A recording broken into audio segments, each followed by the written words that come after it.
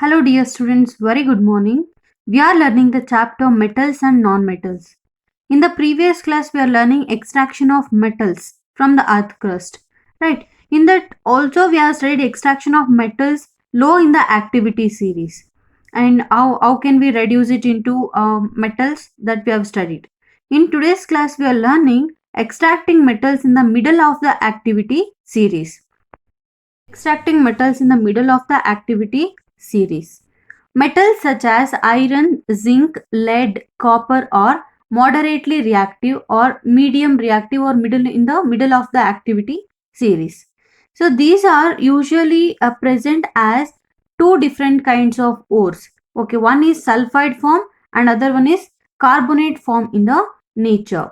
One is sulfide ore and other one is carbonate ore, and it is easier to obtain a metal from its oxide as compared to sulfides and carbonates. Any metal, whatever the metal it may be, whether it is in carbonate ore or sulfide ore, first we need to convert it into oxide form, then we can reduce it into a pure metal. So because it is easier to obtain a metal from its oxide form as compared to its sulfides and carbonates. So therefore, prior to the reduction, the metal sulfides and carbonates must be converted into metal oxides. So first two we have to convert it into sulfide to oxide, carbonate to oxide, then we can reduce the metal. As I told, these kind of metals are present in two different kinds of ores, right? One is sulfide ore, another one is carbonate ore. First, how can we obtain this metal from a sulfide ores? So the sulfide ores are converted into first oxides by heating strongly in the presence of excess air. This is very important. We are eating the metal strongly in the presence of excess air. We call it as roasting. So roasting means the sulfide ores are converted into oxides by heating strongly in the presence of excess air. We call it as roasting.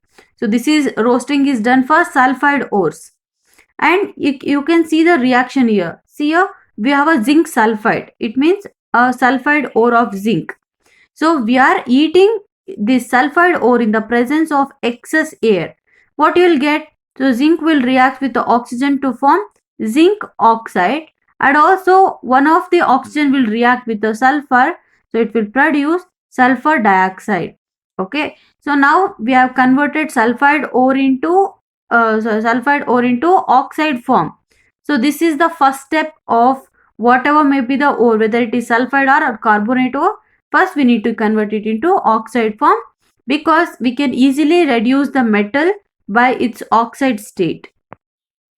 So sulfide ores are converted into oxides by heating strongly in the presence of excess air. We call it as roasting. So this is for sulfide ores. Now let us see for carbonate ores. So here carbonate ores, the carbonate ores are changed into oxides. So first step is converting into oxide, right? By heating strongly in limited air. So there is a difference here. Here we have to heat it in the presence of excess air. Here in the limited air, in the absence of air, we need to heat it. This process we call it as calcination. Carbonate ores are changed into oxides by heating strongly in limited air. This we call it as calcination. Calcination is done for carbonate ores. Here you can see, suppose if we have zinc carbonate is there. So how can we reduce it into oxide? So here see the difference between the reaction. Here we have used oxygen and there is no oxygen here. So we are eating it in a limited air in the absence of air. So zinc carbonate, zinc and oxygen will form zinc oxide, and carbon reacts with oxygen, it will produce carbon dioxide. So here zinc carbonate is converted into zinc oxide and carbon dioxide. This process we call it as calcination. So now we have zinc oxide and zinc oxide, right? So still we didn't get the pure metal. ಇಲ್ಲಿ ನಮಗೆ zinc oxide ಇದೆ, ಇಲ್ಲೂ zinc oxide ಇದೆ. We didn't get the zinc. So then how can we reduce this zinc oxide into metallic zinc? This reaction is not balanced. 2 zinc sulfide. So 2 sulfide is zinc and 3 oxygen. Now it is balanced. Yes.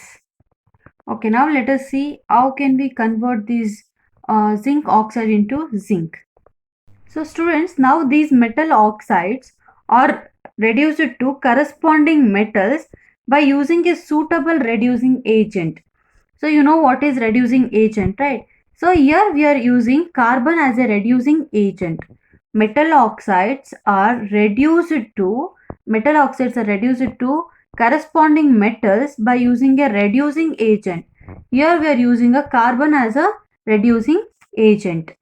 Okay, so now as I told, for example, when zinc oxide is heated with a carbon, we will get metallic zinc and the carbon monoxide. So what we got is metallic zinc,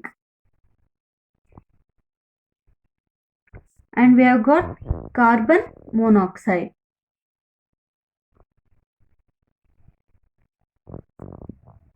So metallic zinc and carbon monoxide.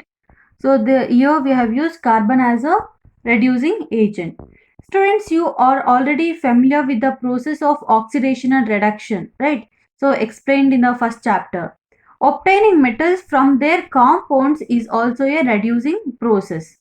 And besides using this carbon to reduce a metal oxide to metal, sometimes we can use a displacement method. So you know that highly reactive metals will displaces the less reactive elements from their compounds, right?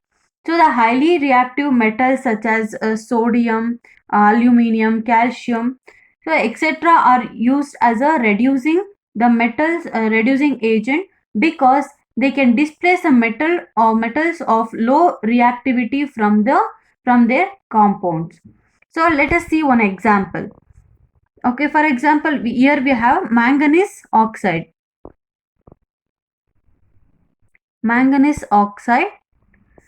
So here we are using aluminum as a reducing agent. As I told, so aluminum is more reactive than the manganese.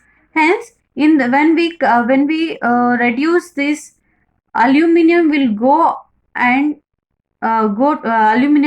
to the manganese place. Aluminum will displaces manganese from manganese oxide. Here manganese oxide is getting reduced. So removal of oxygen, we call it as reduced.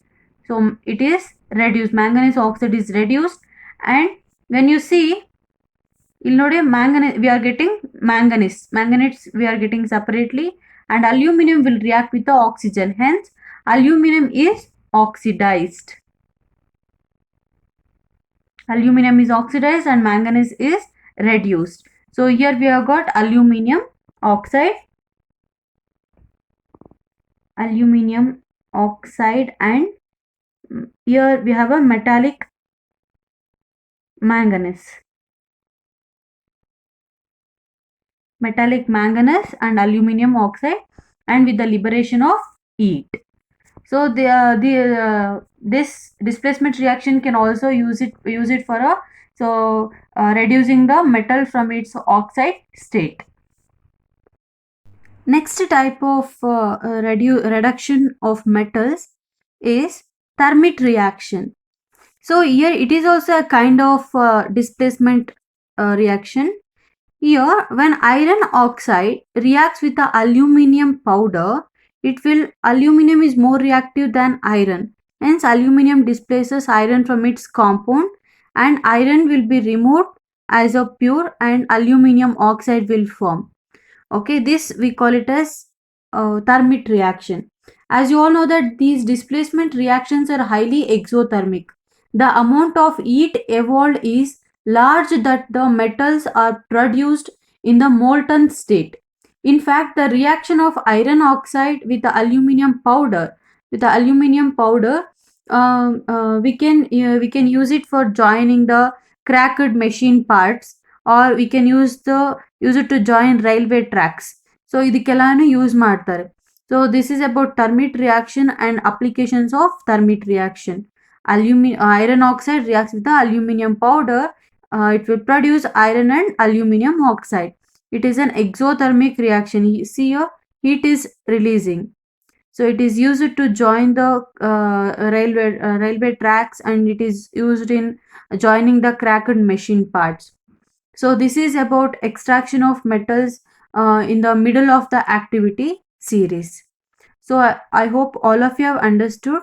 Thank you, students.